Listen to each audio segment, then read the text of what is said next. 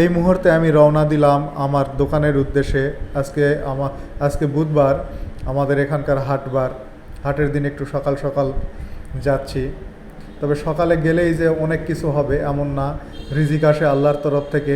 আল্লাহ পাক যাকে যে পরিমাণ রিজিক যেদিন বরাদ্দ করেন সেই দিনই হয়, সেই দিন সে পরিমাণ রিজিকই আপনি পাবেন।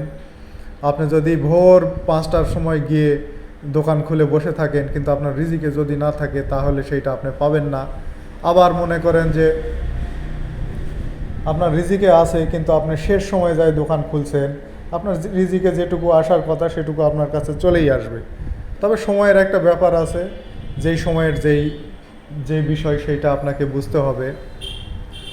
সময়ের বিষয়টাকে গুরুত্ব দিতে হবে যে আপনার কাস্টমার বেস কোন সময় তৈরি হয়েছে, সেই সময় মোতাবেকই আপনাকে দোকানে যাইতে হবে। এখন আপনার কাস্টমারেরা যদি বুঝে ফেলে যে আপনার দোকান এই সময় থেকে এই সময়ের মধ্যে খোলা থাকে, তাহলে তারা সেই সময়টার মধ্যেই আপনাকে নক করবে বা আপনার কাছে আসার চেষ্টা করবে। রাস্তাঘাটের প্রভূত উন্নয়ন হচ্ছে, খুব ভালো লাগতেছে দেখে। যে দেখা যাচ্ছে এই যে রাস্তার কাজ হচ্ছে, রাস্তার কাজ হওয়ার কারণে অনেক সুন্দর লাগবে শহরটা। তবে শহরটাতে যদি ধুলাবালির পরিমাণটা না থাকতো তাহলে খুব ভালো লাগতো। আমি পাম্পে দাঁড়াইছিলাম ফুয়েল নেওয়ার জন্য। দীর্ঘ সময় দাঁড়ায় থাকার পরে 200 টাকার ফুয়েল পাইছি। সেই ফুয়েল দিয়ে ইচ্ছা করলে আমি অবশ্য আজকে আসতে পারতাম, কিন্তু আমার বাইকের ট্যাঙ্কিতে তেমন একটা তেলই নাই। এই 200 টাকার ফুয়েল দিয়ে মনে করেন যে কোনোভাবে ট্যাঙ্কিটা ভিজাই রাখছি। আবার যদি আশেপাশে কোথাও তেল দেয় তাহলে সেই তেলটা আমি যাই কিনে নিয়ে আসবো। নিয়ে আসার পরে পরিমাণ মতো হলে তখন বাইকটা চালাবো ইনশাল্লাহ। ততদিন পর্যন্ত আমাকে এই সাইকেলের উপরই নির্ভর করতে হচ্ছে। অসুবিধা নাই, সাইকেল চালালে শরীর ভালো থাকে। আমি যখন ক্লাস 2-এ পড়ি সেই মুহূর্তে আমাদের পাঠ্য বইয়ে, বাংলা পাঠ্য বইয়ে একটা গল্প ছিল। সেই গল্পটা বলার লোভ সামলাইতে পারতেছি না। গল্পটা হলো এই: একজন শিকারী একটা ক্ষেতের মধ্যে কিছু পরিমাণ শস্য দানা ছড়ায় রেখে তার উপর চিকন একটা জাল বিছায় রাখে। যেই সকল পাখিরা উড়ে এসে বসবে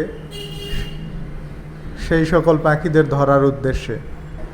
শীতের একটা সকালে এক ঝাঁক কবুতর আকাশের উপর উড়তেছিল। উড়তে উড়তে তারা নিচের দিকে তাকায়, দেখে যে একটা ক্ষেতে অনেক শস্য ছড়ানো আছে। তারা উপর থেকে দেখে মহা খুশি হয়ে একেবারে অতি দ্রুত নিচে নেমে পড়ে মনের আনন্দে এই শস্য দানা বা ধান খেতে শুরু করে। খেতে খেতে একসময় লক্ষ্য করে যে কখন যে তাদের পা সুতার জালে আটকা পড়েছে, তখন তারা টেরই পায় নাই। যখন টের পেল তখন তাকায় দেখে দূর থেকে খুশি মনে শিকারী একটা দা হাতে করে নিয়ে চলে আসতেছে। বেগতিক দেখে উপায়ন্তর না পেয়ে বিপদে মাথা ঠান্ডা রাখতে হয়, এই বলে কবুতরের দলনেতা সিদ্ধান্ত নিল যে সকলে একসাথে জাল নিয়ে, পায়ে জড়ানো জাল নিয়েই উড়ে চলবে। যেই কথা সেই কাজ, সকলে দলনেতার কথা মেনে নিয়ে একসাথে উড়াল দিয়ে এই নেটের জালসহ সকলে একসাথে উড়াল দিয়ে নেটের জালসহ আকাশে উড়ে চলল। দূর থেকে শিকারী মাথায় হাত দিয়ে এইটা দেখতেছে। এইরকম একটা ছবিও সেখানে দেওয়া ছিল। ছোটদের জন্য পড়া তো, সেখানে অনেক ছবি টবি অ্যাড করা ছিল। আমরা খুবই মজা পাইতাম যে শিকারী মাথায় হাত দিয়ে আকাশের দিকে তাকায় আছে। শিকারীর জাল নিয়ে উড়ে চলা পায়রার দল গিয়ে নামে একটা পাহাড়ের কিনারে, যেখানে বাস করত একটা ইঁদুর। সেই ইঁদুরের সঙ্গে আবার এই যে আমাদের পায়রার দল, সেই পায়রার দলের দলনেতার বন্ধুত্ব ছিল। এই যে বন্ধুত্ব ছিল, এই দলনেতা গিয়ে ডাক দেয়, ইঁদুর বন্ধু বলে ডাক দেয়।